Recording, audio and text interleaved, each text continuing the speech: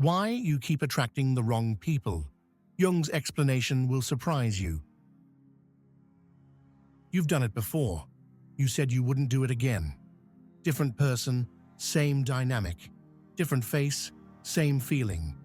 Maybe it's the emotional unavailability. Maybe it's the intensity that turns into chaos. Maybe it's the way they need you, until they don't. And somewhere in the back of your mind, you've wondered, is something wrong with me? Carl Jung spent decades asking that question on behalf of all of us. And the answer he found wasn't what most people expect. It isn't bad luck. It isn't a broken picker. It isn't that you're too much or not enough. It's something far more specific. And once you understand it, you cannot unsee it. Jung introduced a concept he called the Anima and the Animus. The Anima is the unconscious feminine dimension carried inside every man. The Animus is the unconscious masculine dimension carried inside every woman. And before you dismiss this as outdated, stay with it, because what it points to is more modern than almost anything in contemporary psychology. The idea is this: from your earliest experiences, your parents, your caregivers, the first people who shaped your understanding of love, you formed an inner image of what connection feels like. Not what it should feel like, what it feels like. That image lives in your unconscious. And when you meet someone who matches it, even if it's painful, even if it's chaotic, even if every rational part of you knows it won't work, something in you lights up. Jung called this activation. We call it chemistry. And here's the uncomfortable truth. The intensity of that chemistry is often directly proportional to how much that person resembles the wounds you haven't yet healed. There's a second mechanism at work, and this one is even harder to see in yourself. Jung called it projection.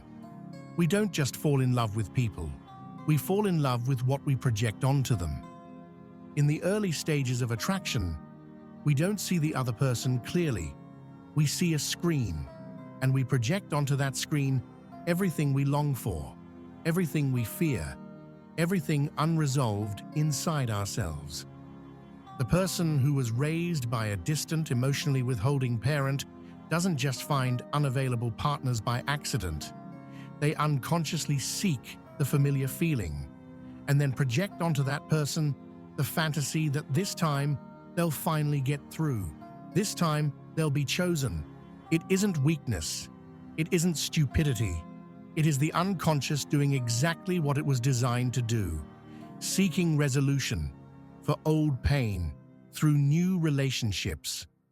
The tragedy is that it almost never works, because you can't resolve a wound through someone who represents it. So what actually breaks the cycle? Jung's answer wasn't find a better partner. It was become more conscious.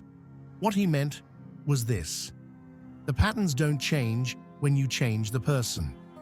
They change when you change your relationship to yourself, specifically to the parts of yourself you've never fully looked at. The woman who keeps attracting emotionally unavailable men is often, on examination, emotionally unavailable to herself. She hasn't learned to meet her own needs because she was never shown how. So, the unconscious outsources that task. It finds someone to perform the dynamic externally. The man who keeps attracting partners who eventually abandon him often carries a deep conviction, formed long before he could articulate it, that he is ultimately unlovable. The relationships that confirm this aren't accidents. The unconscious is drawn to what it already believes. None of this is destiny. All of it is workable. But the work isn't in the relationship. It begins before the relationship, inside yourself. Jung called this individuation, the process of becoming whole. And it starts, almost always, with the simple but difficult act of paying attention to your patterns without immediately blaming the other person. Here's a practical place to start tonight. Think about the last person you were intensely drawn to, or the pattern that keeps repeating. Don't analyze the other person. Instead, ask yourself 3 questions. First, what did this person make me feel in the early stages? Not about them, about myself. Did they make me feel needed, seen, chosen, alive, in a way I rarely feel? Second, where have I felt that feeling before? Not in adult relationships, earlier, in childhood, in your first experiences of what love meant. Third, what does this pattern need me to learn? You don't need to answer these immediately. Jung believed the unconscious responds to genuine curiosity over time, that asking the right questions plants a seed that slowly breaks the surface. You may not change the pattern overnight, but you won't change it at all without first seeing it clearly. If this landed for you, the next video to watch is on why you push people away when they get close, because it follows directly from what we covered today.